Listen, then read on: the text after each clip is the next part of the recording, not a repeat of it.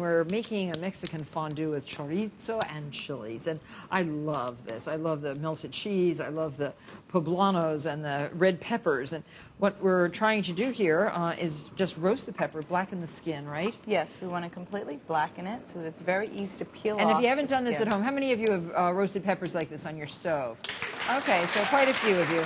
So you get it completely black, and that takes a little while. And turn your exhaust on, especially if you're doing hot peppers, right? Most definitely. You can get, and then what I do, and I don't know if you do this, Sue, but this is the way I always do it. I always put one pepper in a square of paper towel, and then I just rub it off like this. It just comes right off. It's very easy to rub Yeah, and I don't make any mess in my kitchen, because boy, this can get to be really messy. It can, but and if you have someone cleaning up after you, it's all right. Well, you're in a restaurant, but I don't ever wash them, do you?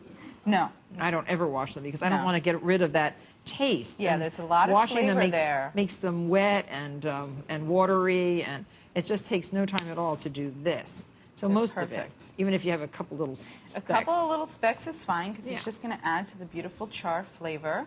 And then you're going to split the pepper and remove the seeds and the stem and slice them until they're, you know, the seeds you can leave some more in if you want a little bit of spicy, that's fine.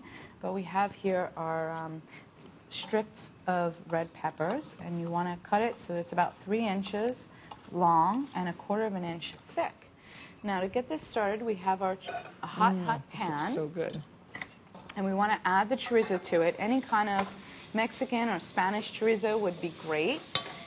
This is one of the dishes that's on the restaurant for our week of Cinco de Mayo. We're doing a whole tour of Mexico. Oh, so you've chopped it all up, the sausage. Yeah, you want to take the sausage out of the casing okay. and sort of crumble it up a little bit and put it into a really hot pan, and it'll take like 2 or 3 minutes. And we have here our cooked chorizo. Oh, so it doesn't stick after a while? No, it doesn't stick. The chorizo generally has enough fat in it that it's going to, you know, you don't need any Now, where do you get oil your chorizo in New York?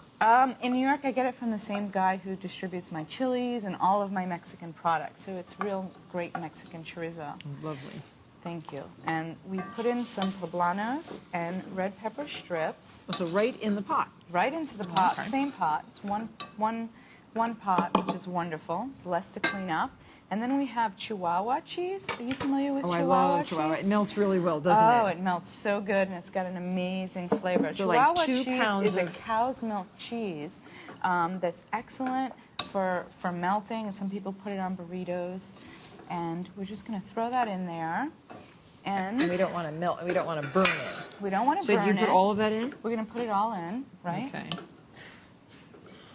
And it won't take long at all, so you want to prepare everything ahead of time. Make the corn tortillas if you're going to make it, or you can purchase them, and prepare your chilies and your chorizo, and then at the very last minute you're going to do this. And this is a great way to start out like a party. You know, you have your margaritas, and then you have this little fondue. So how do you serve it? And you would serve it in a corn tortilla, where you would just take beautiful, fresh...